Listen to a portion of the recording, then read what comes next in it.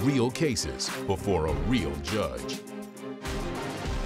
Plaintiff LaToya Mitchell says her 39-year-old sister has been addicted to drugs since she was 18 years old, and the defendant is one of her 9 children. LaToya claims the defendant went from foster home to foster home until she took her in at age 10. But she's suing her today because the defendant's son damaged her couch. Defendant Terry Mitchell says her biological mother was on drugs before she was born, and she was passed around from home to home until she went to live with LaToya. Terry says her son is a typical little boy and insists he acts out no matter who is watching him. All right, give me some background. Terry is the second child born to my sister of 9.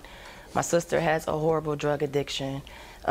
With 9 children? 9 children, yes. How old is she? She is 39, I believe. How old was she when the 9th child was born? She just had her, like, what, 4 months ago. And how long has she been on drugs? Since 18.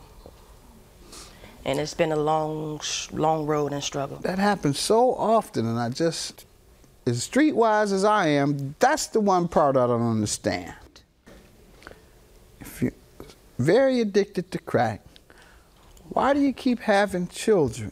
Right. You know, I have a close relative. The woman had 7 children, all while she was on crack.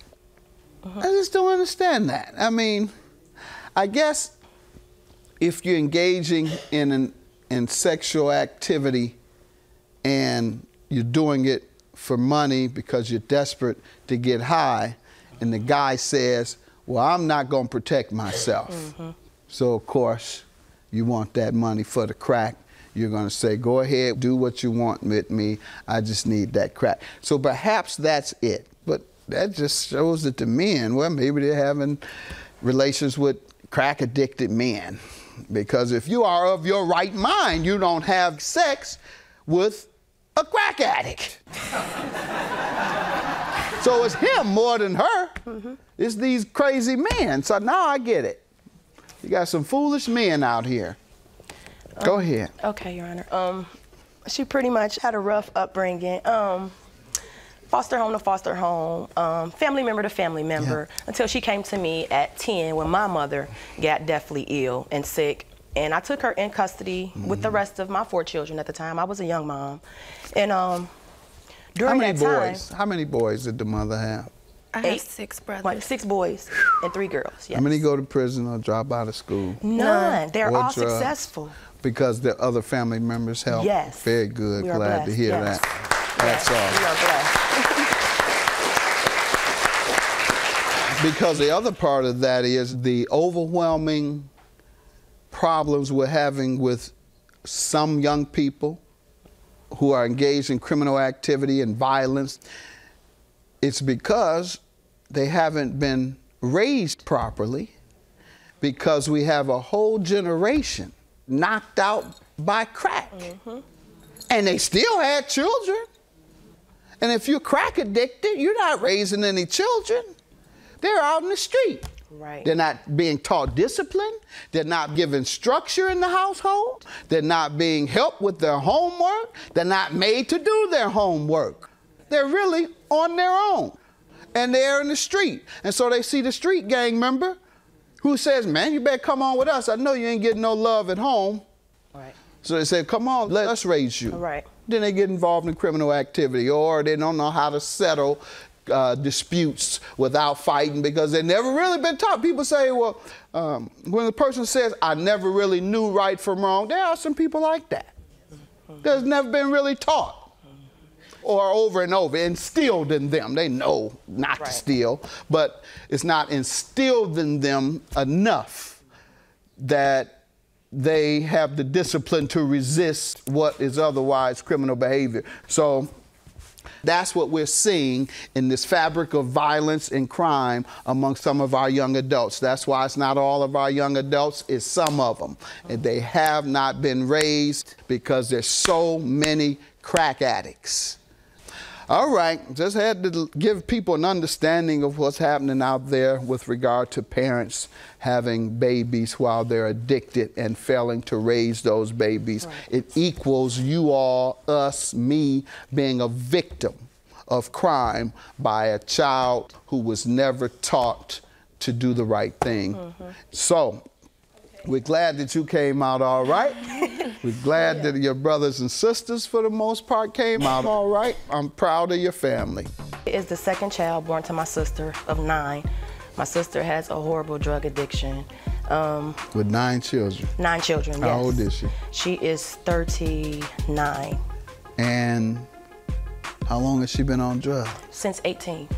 Defendant Taria Mitchell is being sued by her aunt, who claims Taria was in and out of foster homes as a child because her biological mother was a drug addict. Yes, ma'am. During that time that I got custody of her, I still had an open relationship with her mom because everybody had shut the door on her. That's still my sister. That's my only sister. I would let her come in and visit with Taria.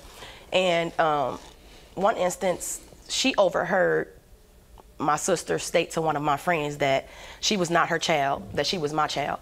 From that day forward, that's how I become a mom and a daughter relationship. That's how it's been since she's been 11. She's been raised as my child. Mom, she calls me mom, that's my daughter. And that's what it is. Let me just say I got a happy Father's Day greeting from, and I'm not going to describe the nature of the relationship, but it's very close, from the child that I helped raise, who was born to a crack addict, and who has 7 other children. So, I'm called Dad, you're called Mom. Right. Good. Okay, so basically from that point on, I raised her with my children. She was really successful. She got her GED at 16. She writes music of her own, and she's an excellent rapper. She does hair. That's the only person that ever does my hair. Okay. And I raised her into the beautiful young lady that she is now. Some things had happened where she messed around and got pregnant, and she had the baby, which she really wasn't ready for yet. Young lady, let me hear from you about your background with your aunt. My mom, my biological mother, as she said, was on drugs even before I was born. So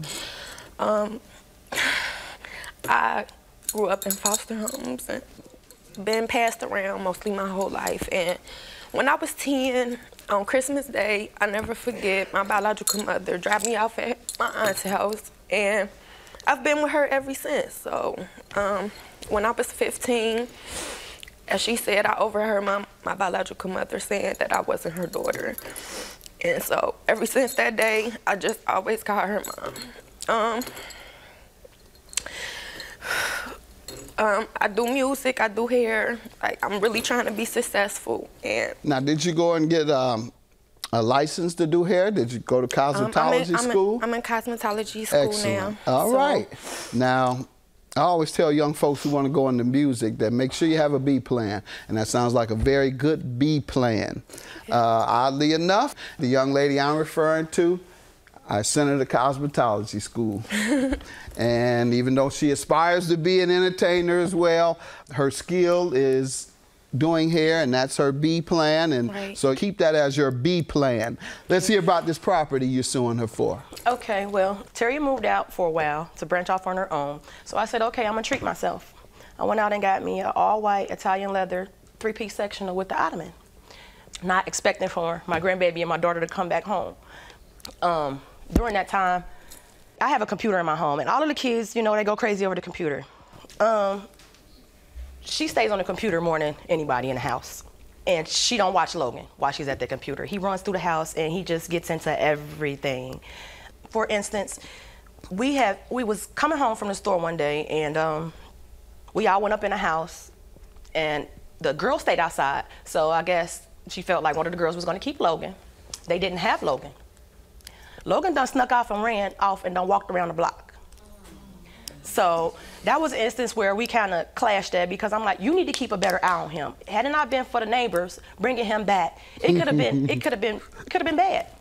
You want to hear a story? I hate doing this, but this whole thing is all personal. This case is all personal. When I was 3, they tell me that I wandered away and I went into the bar. and it was a man that brought me home from the bar. He knew the family. Go ahead. Yeah, so what did he damage, though? Obviously, the baby damaged something. Yeah, she was at the computer doing her usual on the computer. And I was in the room. She came in the room to watch TV with me or whatever. 5 minutes later, I'm like, okay, where's Logan at? I jump up to go to the bathroom, and it was like a chalkboard all over the couch. When I came back and told her, like, Kiki, Logan just wrote all over my couch. She like, Mama, quit playing. I'm not playing. I'm serious. He just wrote all over my couch. So when she came and looked at it, everybody just started panicking. She ran to get water. I sent my friend to go get some baking soda. To no avail, the ink didn't come up out of there. So at that point, I was crying. I told him to take it up out of my house. I don't want that furniture in there. So she like, no, Mama, when I get my apartment again, I'll just take it with me. And since he wrote all over it like that, I'll pay for the furniture. Okay, how much was the estimate? It was like $1,500. And that's what she agreed to pay? That's what she agreed to pay. I made her sign a promissory note for that. And I also have pictures of the furniture, Let's see the pictures. Okay.